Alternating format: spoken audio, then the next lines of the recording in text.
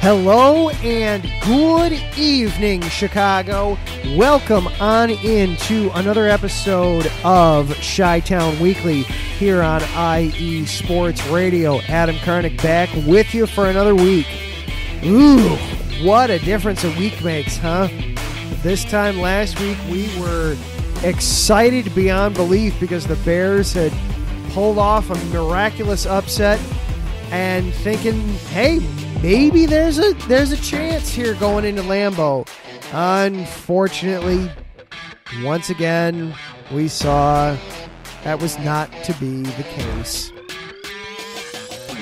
Aaron Rodgers and Aaron Jones absolutely took the Bears apart in that game last night. Is there anything good to be taken out of that game? Where do we come across now that we're 2 weeks in and the Bears are 1-1? We will recap the primetime loss to the Packers, plus we'll try to set the stage a little bit for week 3. But we're not going to be talking just football tonight. No, we've got some baseball on tap as well for this evening. Might Wilson Contreras be coming back to the Cubs? There was a national writer last week that thought so. We will discuss that. And then the White Sox have an absolutely massive series coming up starting tomorrow against the Cleveland Guardians. If the Sox want any shot at getting the division, they absolutely must take all 3 games in this series. We will talk about all that and more. This is Chi-Town Weekly on IE Sports Radio. Buckle on up, everybody. Let's go.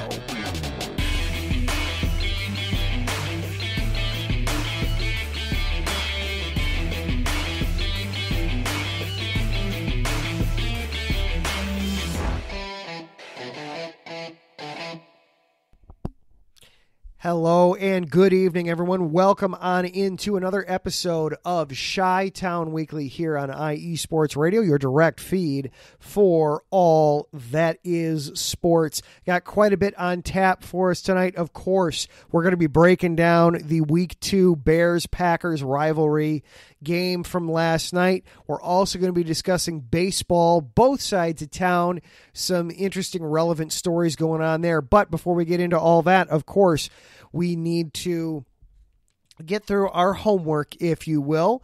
We need to acknowledge our Patreon supporters, if nothing else. IE Sports Radio has been around now for 8+ years, bringing you all the best in city shows around the country, places like Chicago, New York, the DC area out in California, Southern and Northern, bringing you top-notch shows every single week. And all that, we are ready as a network. We're ready to take the next step, but we need your help. If you go to our website, iesportsradio.com, you'll see a link to our Patreon. You'll see a link to our Patreon page. You can become a Patreon supporter starting at just $5 a month. We've got several different tiers. The lowest tier gets you a shout out on every single one of our shows. Higher tiers include access to our merchandise, our podcasting university, even a chance to be featured on our flagship show, The Defining Moment. I do want to take a moment to acknowledge our Patreon supporters right now: Bay Area Raised, Key to the Gate, Emlos Great, and Anonymous. Thank you all very much for continuing to make IE Sports Radio your direct feed for all that is sports. We really do appreciate it. And if you are listening live here on this Monday evening on Spreaker, go ahead, hop on into the chat room. Taryn and Mike are already there having some fun back and forth. Yeah, Mike, you got to get into the chat room early if you want to beat Taryn. He is quick on the draw. You can interact with the show that way, or if you're listening later on in the week on Spotify or iHeartRadio or any of the other platforms where you can find the show, or if you just want to sit back and listen, I am here for you in whatever way you're comfortable. Thank you for taking time out of your week to spend time with us. I really do appreciate it. So, let's start with the Bears game, shall we? And as Mike puts it, is it really a rivalry game if one team gets spanked? And it's interesting. I actually, right before going on, I was getting caught up on some of the news from the day and things like that. And Kyle Brandt of the NFL Network actually made essentially that exact argument, Mike. Kyle he's a Chicagoan. He is a diehard Bears fan. He is very much, he's not he does a professional job, but at the same time, he's not afraid to let people know, hey, he's a Bears fan. He's a Bears supporter.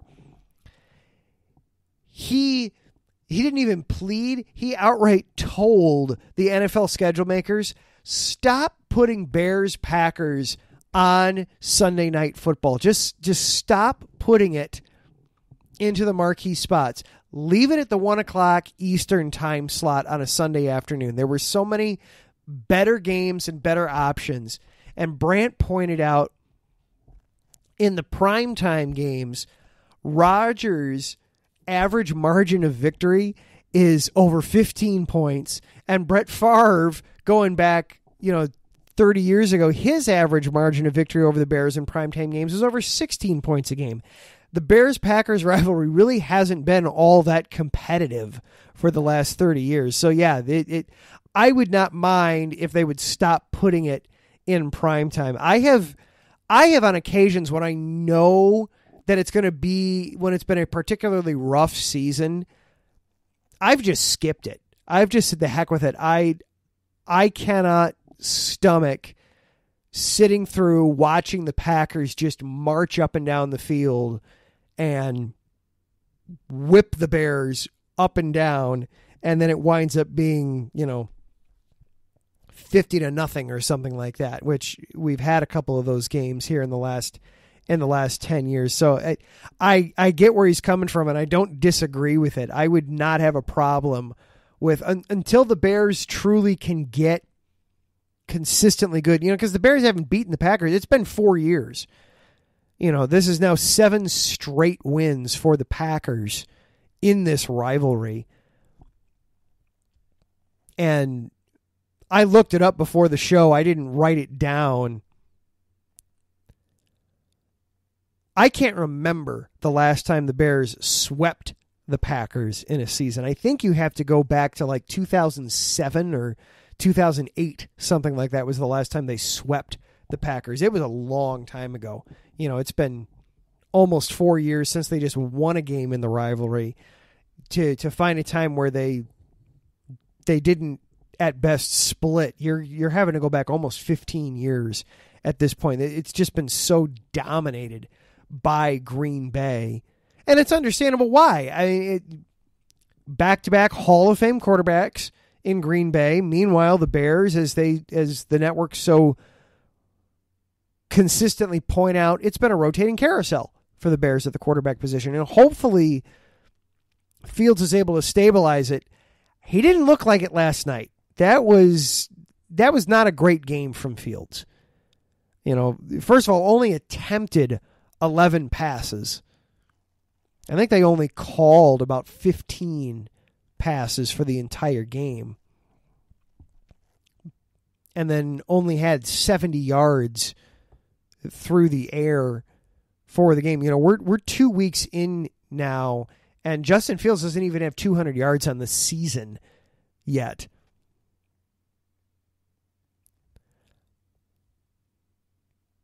It's been a rough start for Fields. For this game specifically,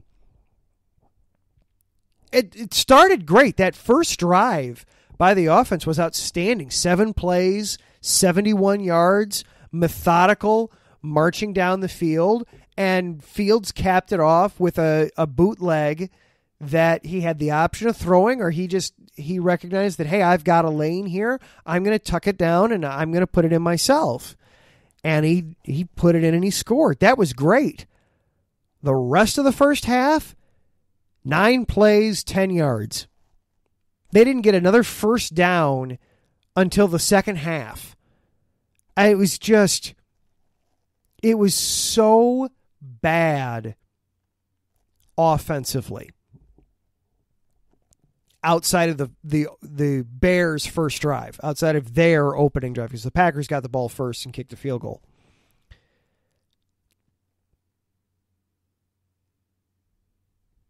But it was, you were thinking and hoping, hey, Equimenius St. Brown, he's returning home. Lucas Patrick is coming back to Green Bay. Luke Getsy is coming back to Green Bay. Hey, we might get something here from these guys. We might get a little bit of a revenge factor, or wanting to do well in front of your mentor kind of a situation. And it was not. It was a rough one.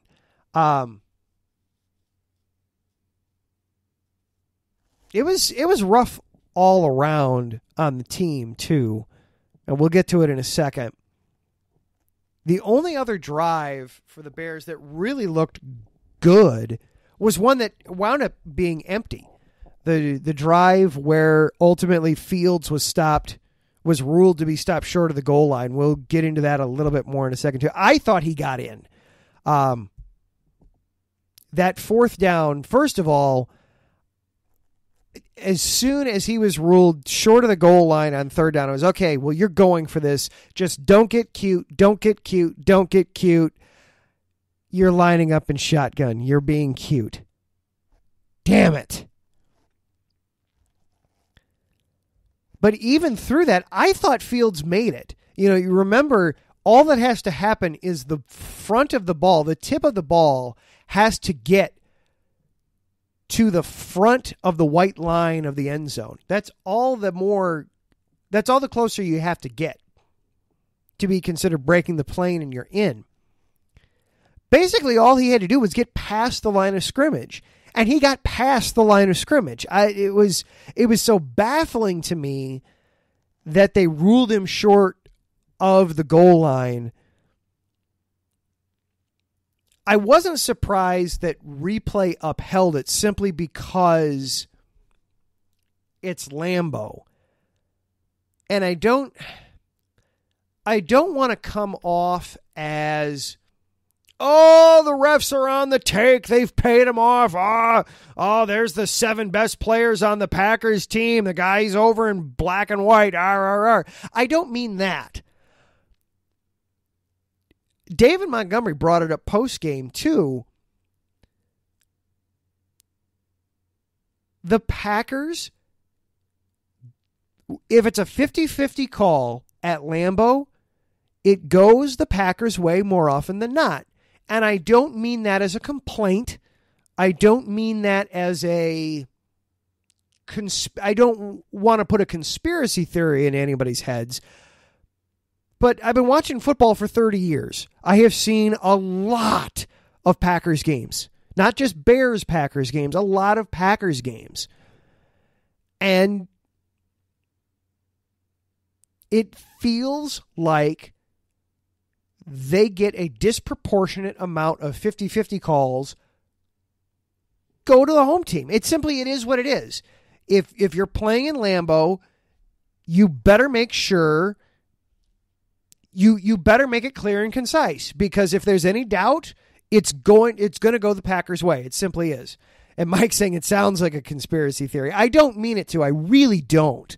I truly just want it to feel like an observation that for whatever reason, I don't think anybody's on the take. I don't think they pay off the refs. I don't think anybody is intentionally doing this. It is what it is.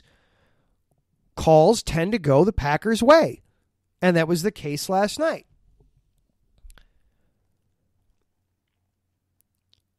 But what a difference a week makes. We were talking a week ago how impressive the Bears looked, especially for being a first game under a first-time head coach and such a young roster. Over half the roster is in their second year or is in their first or second season in the NFL.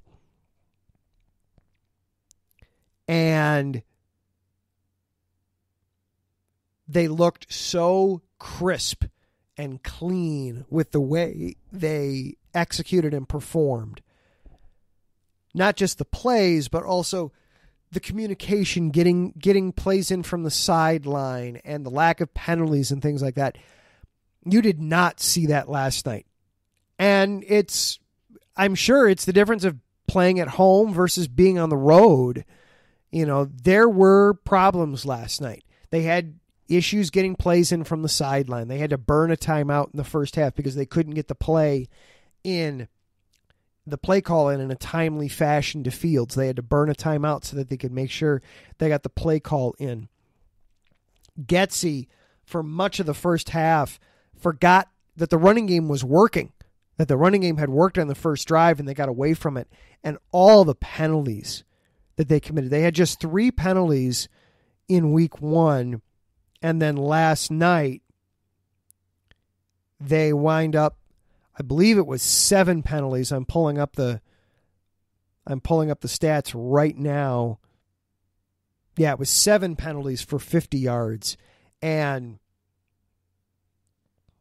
a mixed bag of everything. You had the holding penalties. You had the false starts. You had the offsides. You had the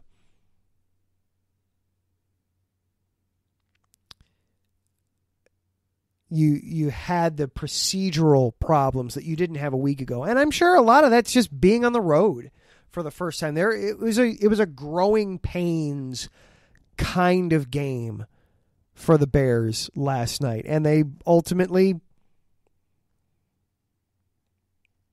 Aaron Jones was able to just get whatever he wanted anytime he touched the ball. He averaged darn near 9 yards per carry last night. That's just ridiculous. You've got to be able to stop the run better than that. If you're the Bears defense, you've got to earn the ability to rush the passer. They did a good job of getting at Favre a few times. Tevin Gibson had a terrific game. A couple of sacks, some pressures, tackle for loss. Excellent game from Tevis Gibson. But then also, it was a learning curve for Kyler Gordon and Jaquan Brisker last night, too. There's a big difference between Trey Lance, even when he's healthy, and Aaron Rodgers. And Aaron Rodgers is able to pick on the rookies a little bit last night. Big learning curve for those guys. Hopefully they'll take lessons from this and they'll be better off for it. But in the short term, that was a rough one last night. That was a rough game. A couple of drives looked good. The opening drive of the game and then the drive that ultimately resulted in nothing. But the drive that the Bears, had they ruled Justin Fields in on that run, then you're talking it's 24-17 with 8 minutes to go. I don't think the defense was going to make a stop, but weird things have happened. Weird things have happened, and suddenly the Bears would have been right there in it. So, a tough loss. Obviously, the opponent gets significantly easier next week with the winless Houston Texans coming in. Lovie Smith returning to his old stomping grounds. Obviously, you're going to have a significant step down in opponent there for next week's game, and it's at home again. So hopefully the Bears will be able to put themselves above 500 once again and get to 2-1. But lots of things to work on. Lots and lots of things to work on. Yeah, and Darnell Mooney, I think he's got 2 catches on the season so far. They've just got to do more to make sure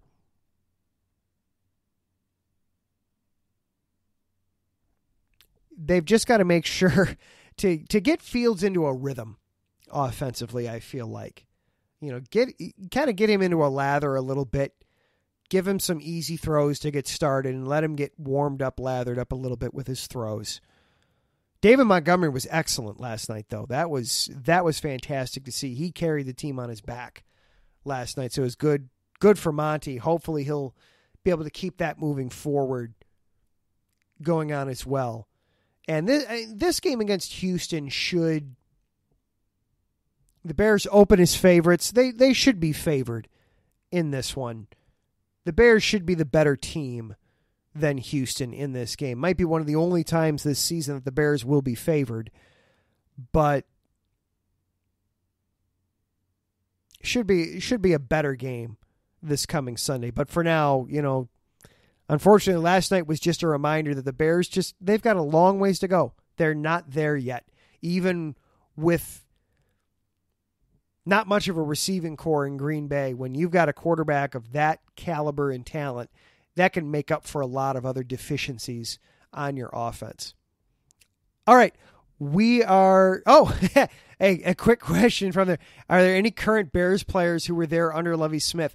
I believe they are all gone at this point. I mean, you're talking Lovie's last season was 2012. So even the rookies at that point would be in their 11th season. I will check during the break, but I believe that at this point, all of the guys that would have been there under Lovie, I believe, are all gone. I will check that.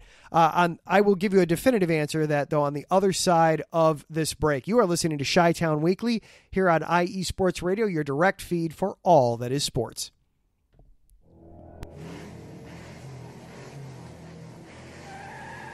Motorsports takes many forms, and there's one show on IE Sports Radio that's ready to cover it all. I sure hope you're talking about you and I, Daryl, because I know the Extra Mile is the best place to go for everything motorsports related. Yes, it is. From NASCAR to IndyCar to sports cars to everything in between, IE Sports Radio has everything covered for the fastest sport in the world. Plus, don't forget all of our random shenanigans along the way. That's right, Caitlin. So for plenty of motorsports coverage and plenty of Caitlinisms, check out the Extra Mile on IE Sports Radio with Daryl Kinsey Jr. and Caitlin Seen, Thursdays at 8 p.m.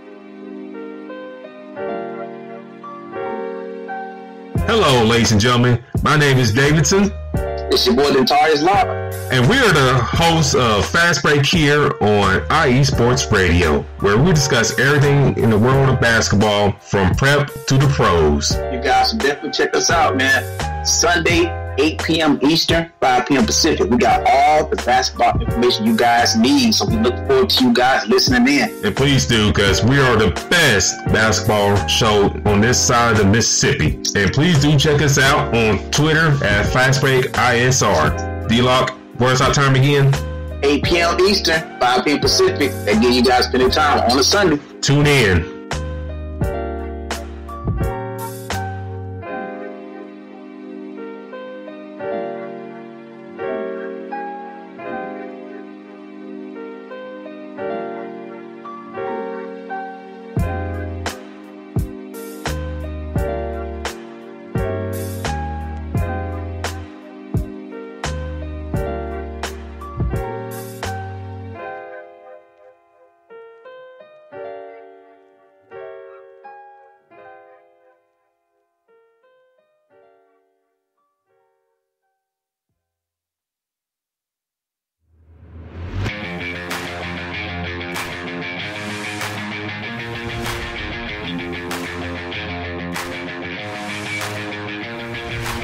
What's happening, sports fans? Are you a fan of Southern California sports? Are you looking for a show hotter than a hot summer day in California? Then look no further than the SoCal Supreme Sports Show, where I talk about all things Southern California sports. That's right, all sports teams from Southern California. From the hard-hitting tackles of the NFL, to the killer crossovers and big three-pointers of the NBA and WNBA, to the grand slams of the MLB, to the bone-chilling goals of the NHL, and to the booming kicks of the MLS. The SoCal Supreme Sports Show has it all for you. Oh, and let us not forget about the college sports as well. So join me, Taryn Rodriguez, every week here on IE Sports Radio, your direct feed for all that is sports.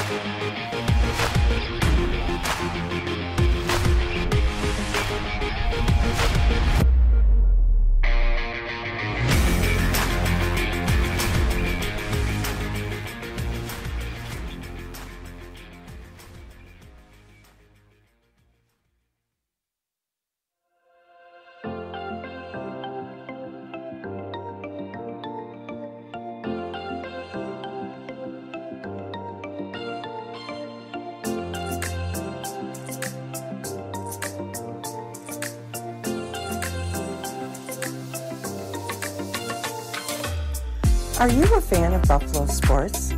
Are you thinking of changing loyalties and becoming a Buffalo sports fan? Do you even know where Buffalo is on the map? Did you know Canada is closer to Buffalo than New York City?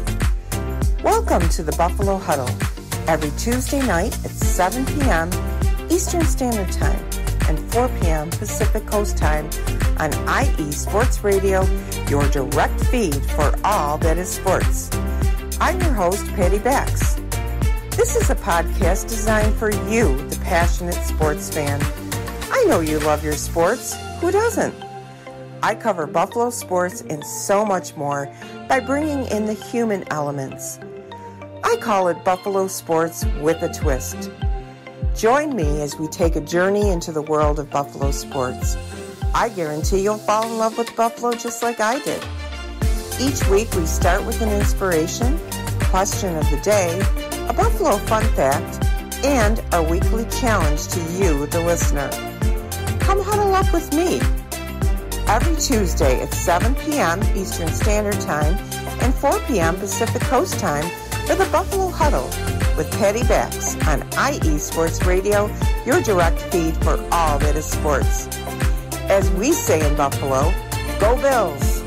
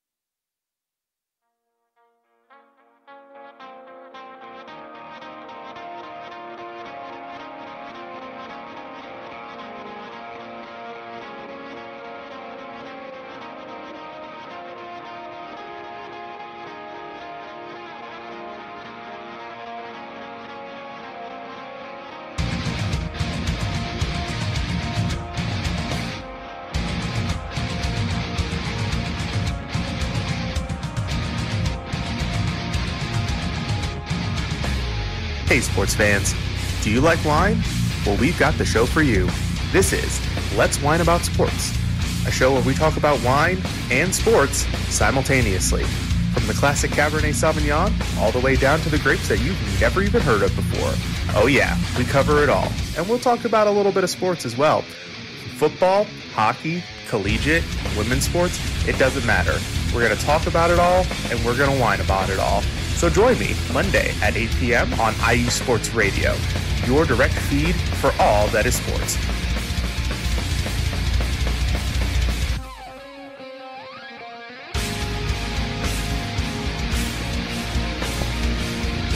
And welcome back into Chi-Town Weekly here on IU Sports Radio, your direct feed for all that is sports.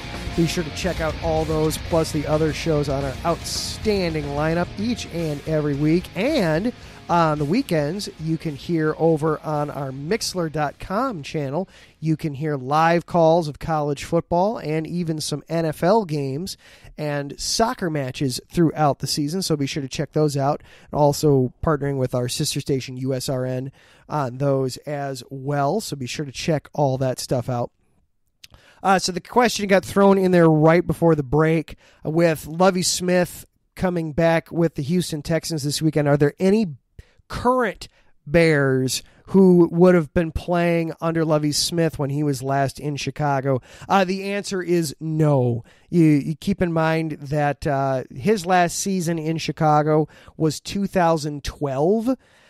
So that was so anybody left at this point would have to be minimum in their 11th season. The Bears only have two players that have at least 11 years in the NFL at this point. Tackle Riley Reif is in his 11th season, and he was, I believe, originally drafted by the Vikings. I'd have to double check that, but he was not taken. He was not taken by the Bears.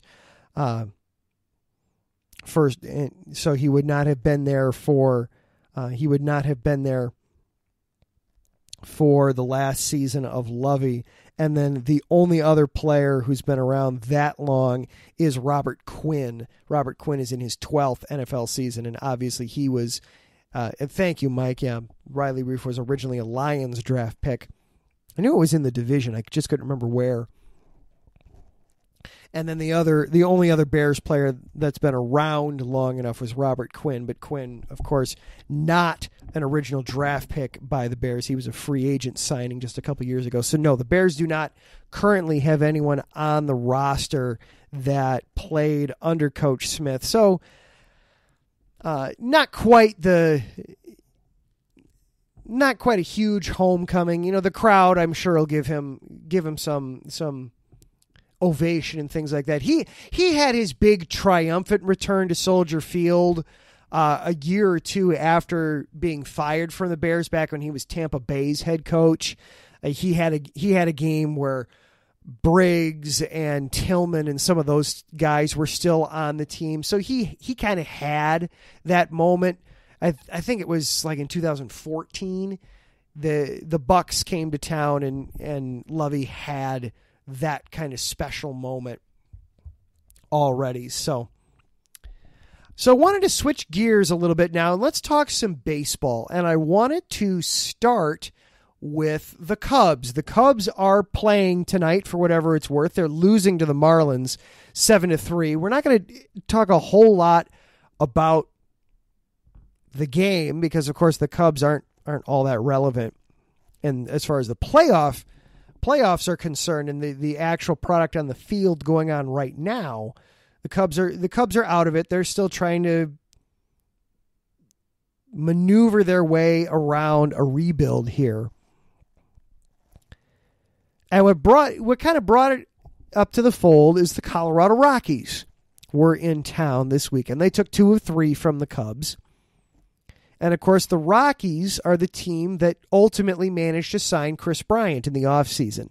It hasn't worked out for the Rockies very much. Bryant has missed 2/3 of the season. He's only played in 41 games to this point this season. He's been battling several different injuries. He's currently out with plantar fasciitis, and he said before the series that he's only just now started to resume some running and regular baseball activities. So with only a couple weeks left in the season, it's very unlikely that Bryant will play any more games this year with the Rockies. But of course,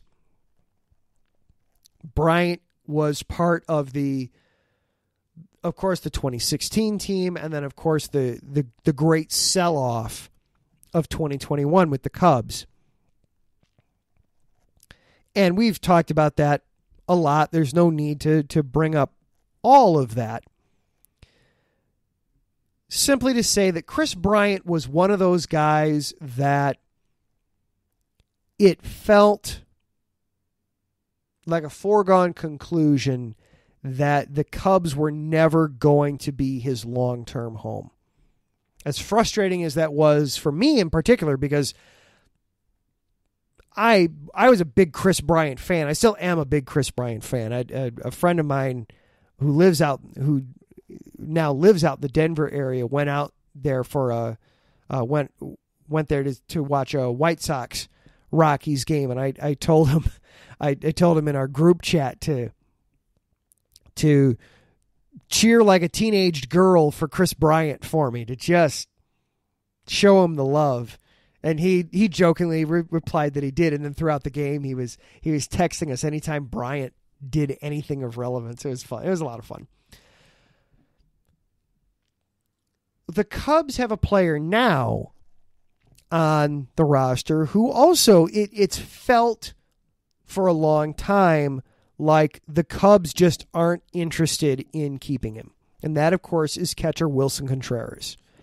We talked at the beginning of the season how the first half just felt like a countdown to the trade deadline.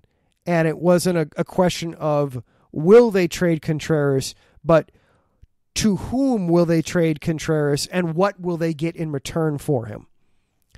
And then shockingly, they didn't trade him. They stuck around. And I thought for a minute, oh my goodness, maybe this means that they're going to consider keeping him. He has made it abundantly clear that he would love to stay in Chicago. It's the only franchise he's ever known. He has spent almost half his life in the Chicago Cubs organization in one way or another. He was a teenager when he came over from Venezuela into the Cubs system. So it's the only organization he's ever known. It's the only organization he wants to know. He's made that abundantly clear. So I thought, maybe they're going to learn from last year that, hey, it's a mistake to trade everybody. You've got to keep some fan favorites around, some reason for fans to want to come to the ball game other than the stadium in the summer months. And to do right by Wilson Contreras after they didn't do right by Bryant, Baez, Rizzo, etc., ad nauseum. And then we find out that no, the reason they didn't trade him was because they grossly overvalued what his trade market would be. They were unrealistic with what they wanted in exchange for him. So it's, they're simply going to lose him for nothing this winter in the winter off-season free agency period. And then there was an article that came out last week from Buster Olney of all people, one of ESPN's really good reporters. And the headline is thus: why rival evaluators believe Wilson Contreras might stay with the Cubs. Well, as you can well imagine, job well done headline. You caught my attention. I immediately clicked on it, and I was very curious because it's still after the trade, after the dust settled in the trade deadline, it was, he's gone.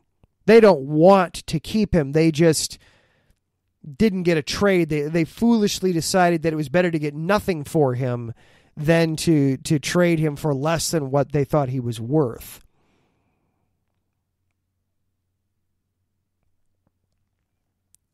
And I'm not going to read the whole article, in part because that's not fair to Buster, and also nobody wants to listen to me just read for 5 minutes, except for maybe my daughter. But we'll skip down a bit here.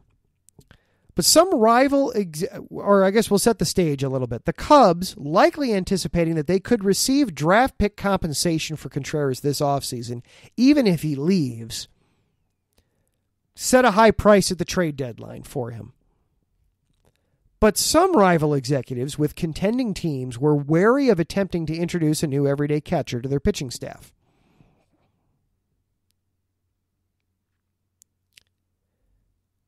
So even the teams that theoretically could have used an upgraded catcher passed on him at the deadline.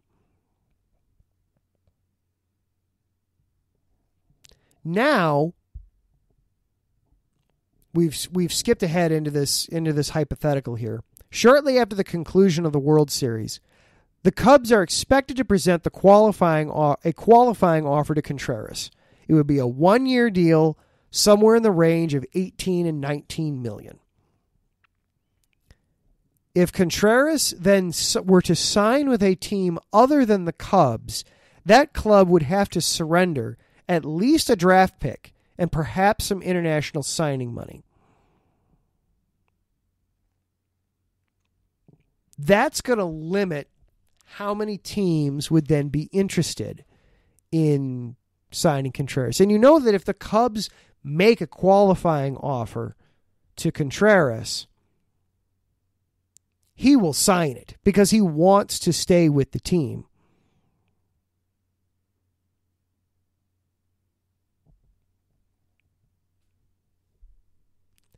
He would then basically hit free agency then We'd go through this whole rigmarole next year then as well, where it'd be, all right, we go through the trade market, we go through the trade deadline, will they, won't they, all those kinds of things all over again. But I found it very interesting that there's thoughts and opinions flying around that Contreras could be back with the Cubs.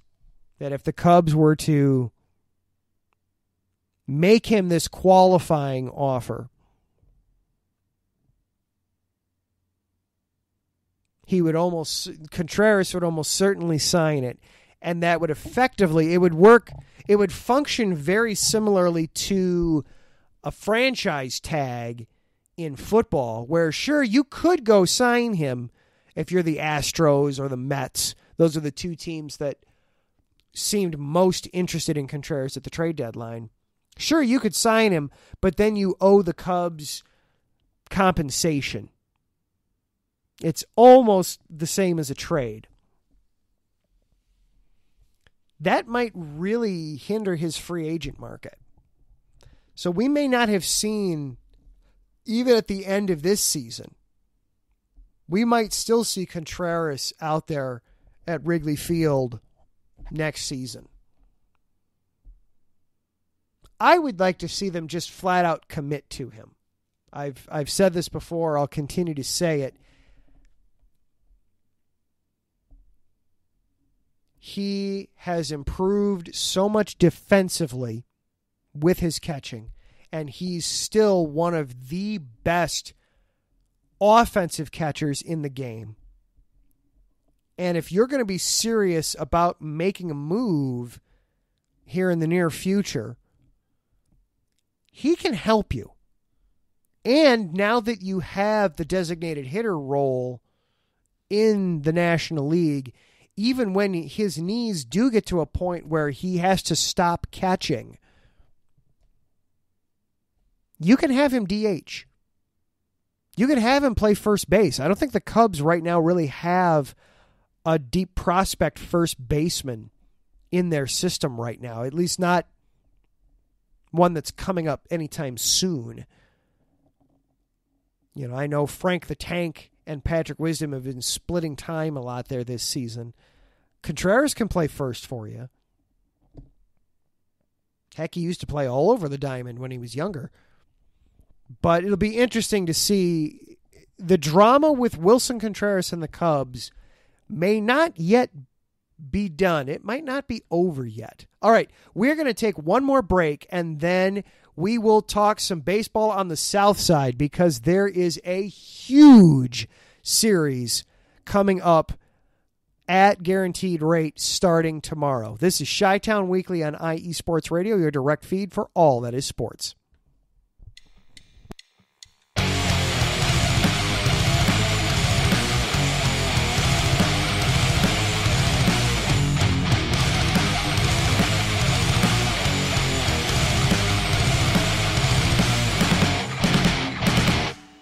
Do you love college football? And do you want to hear a college football show dedicated to all that is college football, including junior college and the CCCAA and the NJCAA, the NAIA, and the NCAA, including Division III, Division II, Division I AA in the FCS, and Division I A in the FBS? Well, then look no further.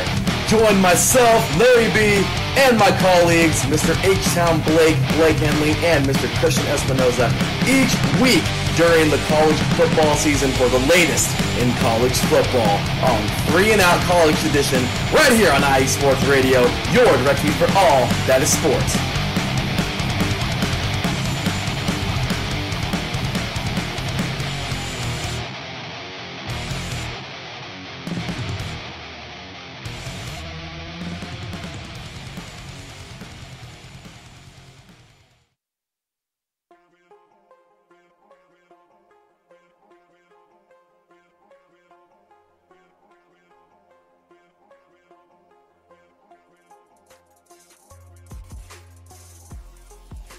Hello, ladies and sinners. Hello, sports fans around the world.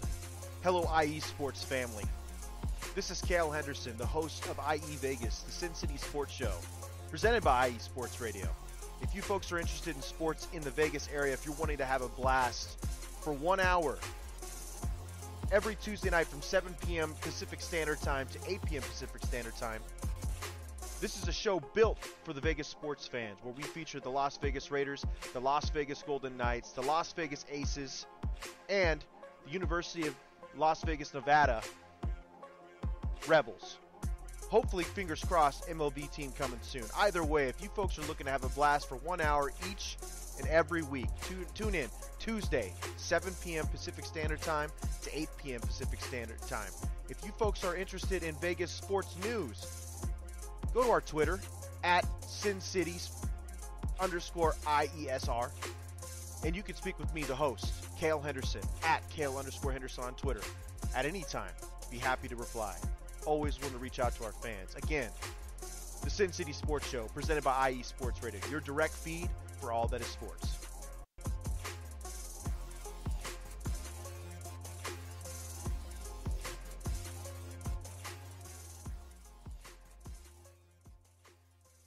Are you a fan of the best teams in the Buckeye State? Then this is a show for you. This is the State of Ohio Sports, where I, your host, Andrew Higginbotham, will bring you all the professional news as well as all things college from Northeast Ohio and Cleveland, all the way down to Southwest Ohio and Cincinnati, and even in the heart of the state in the state capital of Columbus. So if this sounds like the show for you, check out the State of Ohio Sports show every Friday at 2 p.m. Eastern Time, 11 a.m. Pacific on IE Sports Radio, your direct feed for all that is sports.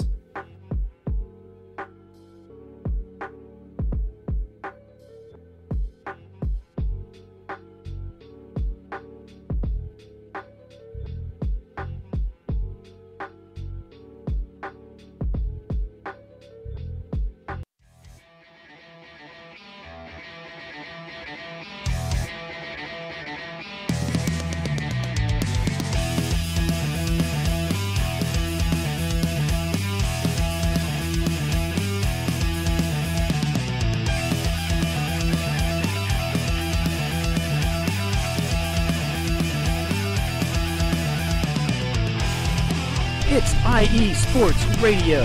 It is your direct feed for all that is sports. It is Philly Sports Talk with Cash and Chris every Tuesday night right here on IE Sports Radio, your direct feed for all that is sports. Philly Sports Talk with Cash and Chris is the most comprehensive view on Philadelphia sports exclusively right here on IE Sports Radio. You know what it is, your direct feed for all that is sports. Tuesday night, IE Sports Radio, Philly Sports Talk with Cash and Chris.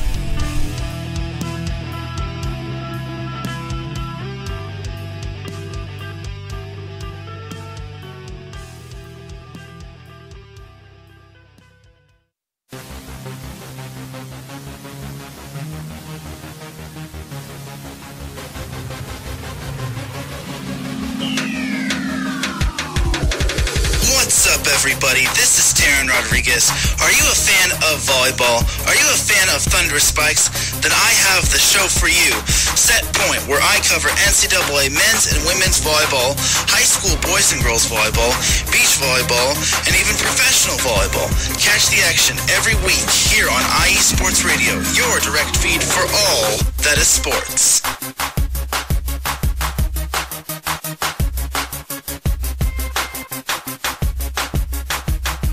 And, of course, be sure to stick around right after we are done here on Chi-Town Weekly, and you will get to hear Taryn Rodriguez and Set Point right here on IE Sports Radio.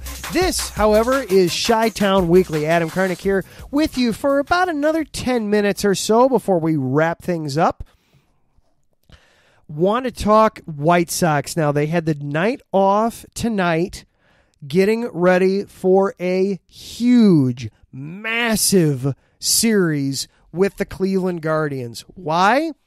Look at the standings as we sit here tonight on September 19th with, I have to do math. Oh man, I was never good at this. They've played 147 games, so with 15 games to go, yep, that adds up. 15 games left. They are 4 games back of Cleveland. Cleveland is the opponent for the next 3 games. And thanks to new rules this year in Major League Baseball, there is no game 163. There is no, if 2 teams finish tied and they're in the playoff hunt, what they used to do was they'd simply play 1 game. It would be referred to as game 163. Just have the 2 teams play, the winner gets the higher spot. Well, since the playoffs has expanded this season, they're not doing that.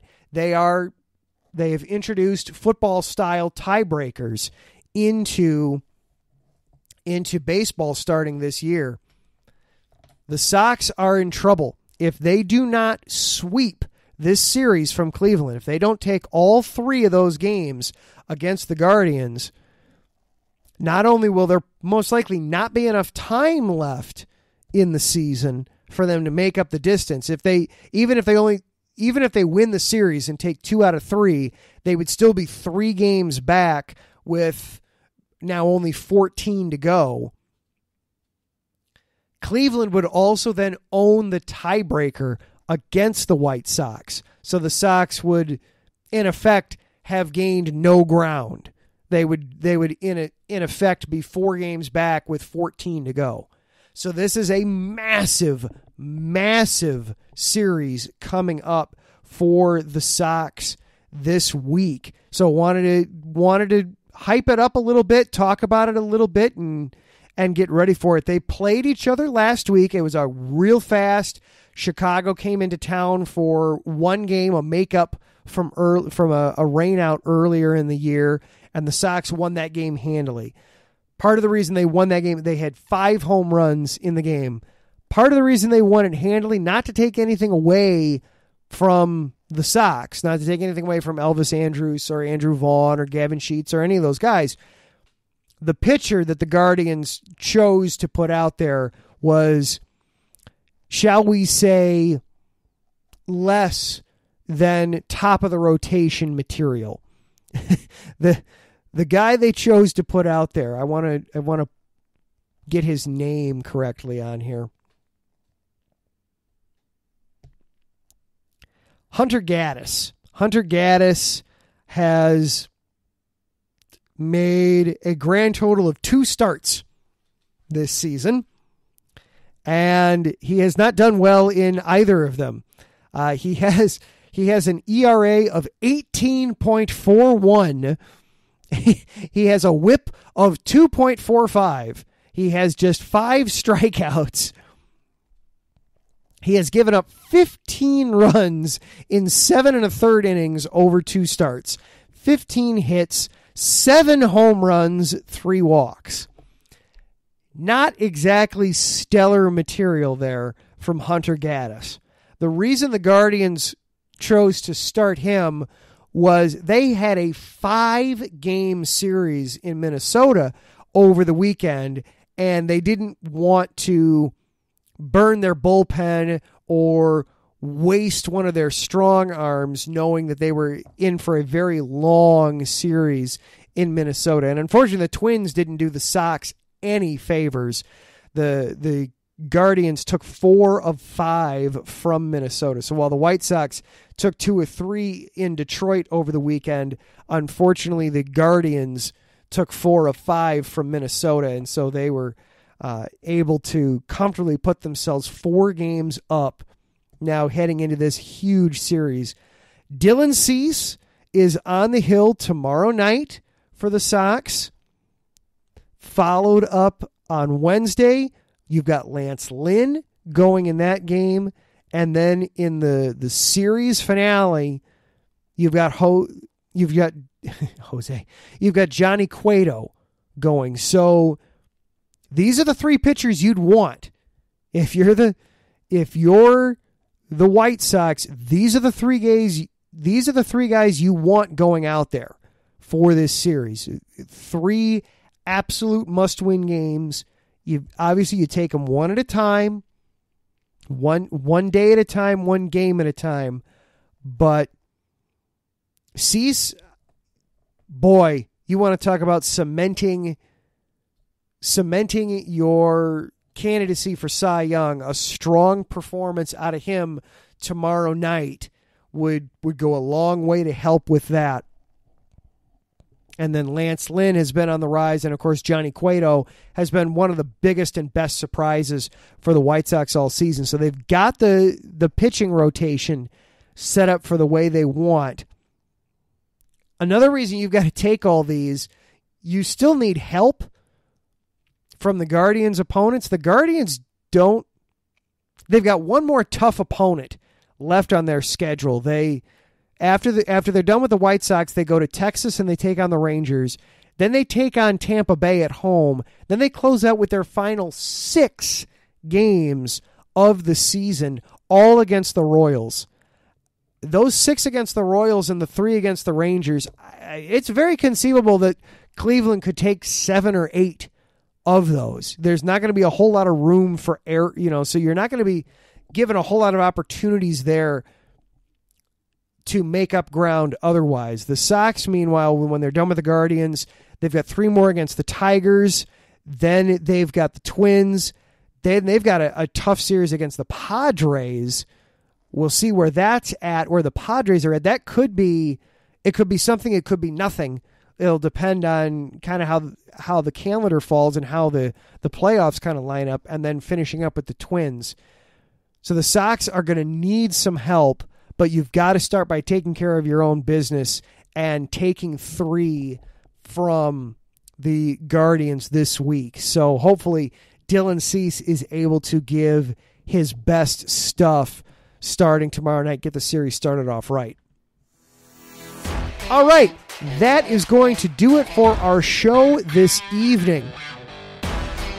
Want to say a big thank you again to our Patreon supporters, Bay Area Rays, Los Great, Key to the Gate, and our anonymous supporter. Thank you for continuing to show us your support on Patreon. It really does help.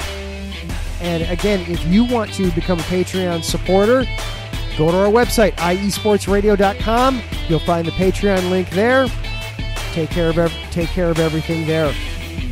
Thank you to Larry B. and all the hard work you're doing behind the scenes with the station. It is not going unnoticed, and it is definitely appreciated. So thank you, Larry. Thank you to Mike Pat for being in the chat. Thank you to Taryn for being in the chat. He is, of course, up right after us with Set Point. And thank you to my mom for jumping into the chat and throwing in the question about Lovie Smith and the Bears in there. Finally, thank you guys for being here and listening. I really do appreciate it. I am glad that you are here and make time for this show in your week, each and every week. Really do appreciate it. One more quick shout out before we go. Congratulations to the South Bend Cubs, the High A affiliate of the Chicago Cubs. They made it to the Midwest League Championship Series. Game 1 was yesterday, so congratulations to the Cubs. They did win the Midwest League a couple of seasons ago. It was right before the pandemic, I think. Congratulations to the South Bend Cubs on making it to the Midwest League Championship. Next week, of course, we're going to be talking Bears-Texans. We will break down that game. We will also start taking a peek into some of the winter sports. We'll check in on the Bulls and the Blackhawks, and we'll see if the White Sox are still alive. Until then, this is Adam Karnick for Chi-Town Weekly. Everybody have a good week. Be safe. We'll see you next time.